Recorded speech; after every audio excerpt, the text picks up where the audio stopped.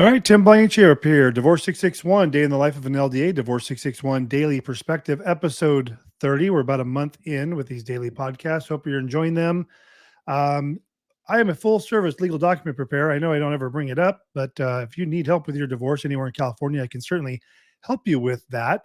Quick announcement, we now have 9 days left to file for divorce in LA County to be able to finalize it this year. Just to give you an example,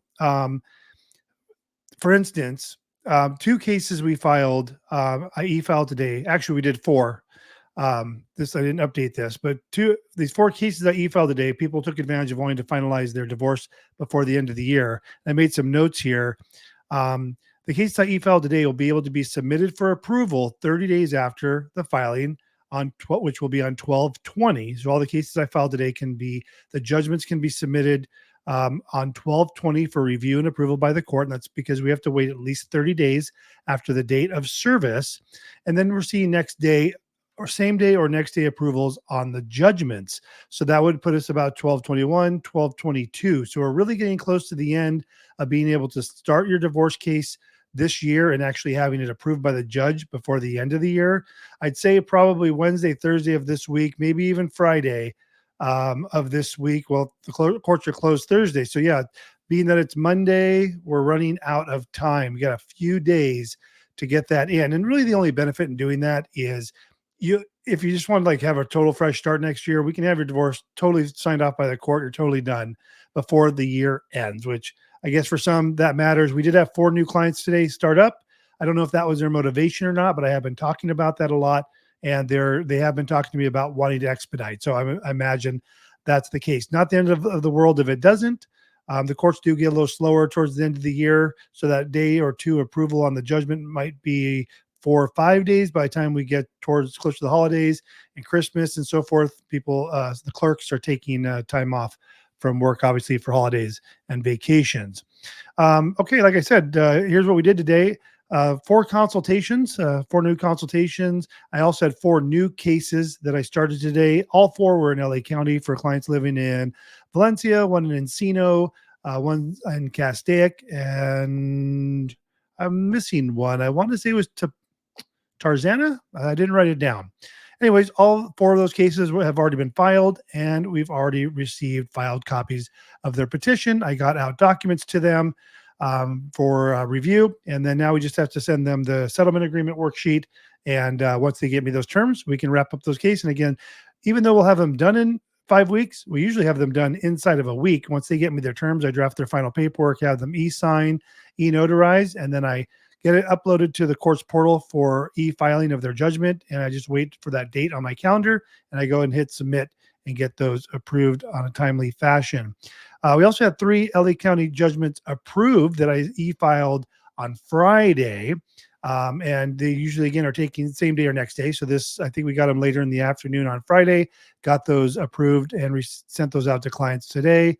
I completed 3 judgment packages and settlement agreements for clients that got me their terms recently, so I could get those finalized. Usually what I'll do is I'll get their initial worksheet that says, Tim, here's what we're doing. I'll get that drafted. I usually have a revision or 2. I need some additional information from them, usually missing account numbers and things like that for listing of assets and debts, and then just clarifying some of their terms. Okay, so the approval. So here's a couple things that came up today that I want to go over with you.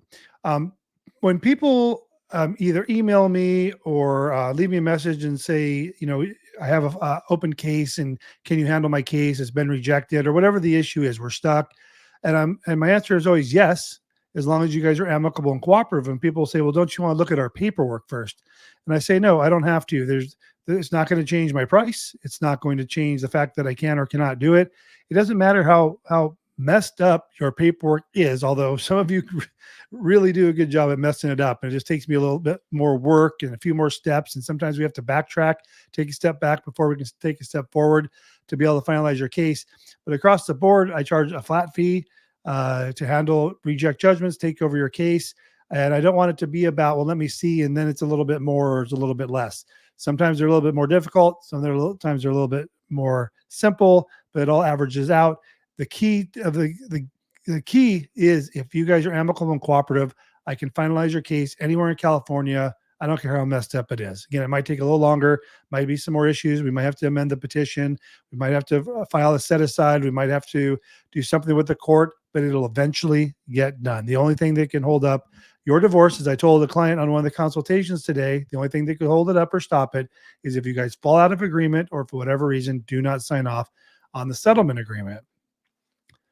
The next thing I want to talk about is how to schedule when you want to pay spousal support. So I was working on one of the settlement agreements today, and they said, Tim, we want to, my husband's going to pay me spousal support on the twice a month. And so I said, well, I would imagine that would be the 1st and the 15th in most cases. But then when I looked at the husband's pay stubs, I noticed he was paid biweekly, so every 2 weeks. So I was thinking to myself, I guess it'd be kind of challenging if you're paying spousal support on the 1st and the 15th, but your paid dates do not align with that. It might be like on the 12th and the 27th or something like that. It could be not equally on those days. So maybe you don't have the funds to pay the on the 1st and the 15th if you're paid biweekly. So I made a suggestion. In this case, I said, do you want to take the total amount of that year and divide by 26 payments, which is, there's 52 weeks. So 26 biweekly payments. So it won't be the exact amount, the exact amount each on the 1st and 15th. It'll be the same amount over that year, but based on 26 pay periods. So I made that suggestion to them, maybe align it with the pay schedule of her spouse so that the amounts are paid when monies are actually deposited in their account. So just food for thought on that. Haven't heard back from them to see which way they want to go. Either way is fine. When should you, this is the next topic. When should you divide up your assets or otherwise execute on the agreement you guys have made?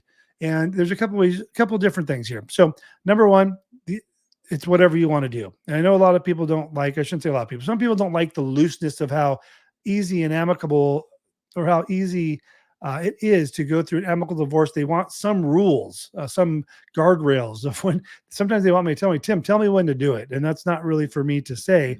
But when it comes to executing on your agreement, and that could be moving out, it could be dividing assets, when to start paying spouse support, like when do things start happening? That is completely up to you. But let me give you a couple of dates that you may want to think about. First of all, many of my clients have already divvied up their assets and debts. They've already sold the home. They've already transferred some IRA money. They've already kind of done and executed on that already prior to hiring me, and that's totally fine. But some people want it to have everything happen on a certain date. So let me give you some options here. You could use a date that your divorce actually becomes final, like after the 6 months have passed and the divorce has been approved by the court. You could select a date. You could say on this date is when we will transfer bank accounts and close bank accounts and money will be transferred and the buyout of the house will occur, or money will be moved over to offset other assets or other debts. You could simply select a date. You could do a date that the judgment is approved but not actually finalized. So because like in these cases I'm talking about in LA County where we get them done in 5 weeks, you could use that as the date. We call that entry of judgment.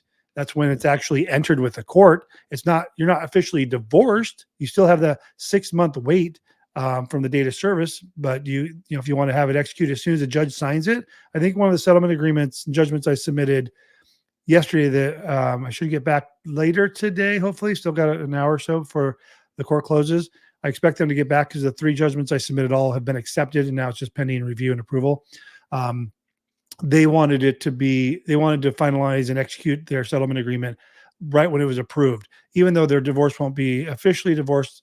Their divorce won't be officially final, or they won't be officially divorced until the 6 months, which puts them somewhere around May.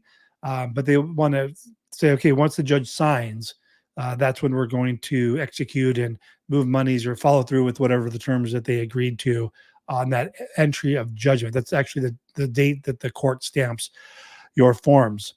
So that's all I had for you today. It was a busy day, a couple consults, got a lot of judgments submitted, got a couple approvals, new cases filed. We'll try and get those wrapped up before the end of the year. And again, I'm a legal document preparer. Anywhere in California, you can handle your divorce case as long as you're amicable, cooperative. We're here to work as a neutral third party to get you guys through the divorce process and make the divorce process a little easier for you. Give us a call. I'll be taking off Wednesday and Thursday and Friday of this week. I still will try and get out possibly the Daily Perspective podcast. If not, I will see you on Monday, but I will be checking periodically messages. So if you're a client of mine, go ahead and if you have questions or, I'll probably sneak in the office here and there just to keep up. Otherwise, Monday will probably be horrible as far as the amount of work to do. The love of having your own business. Hope everyone has a great Thanksgiving. If I don't talk to you, if I don't do another podcast before then, y'all have a great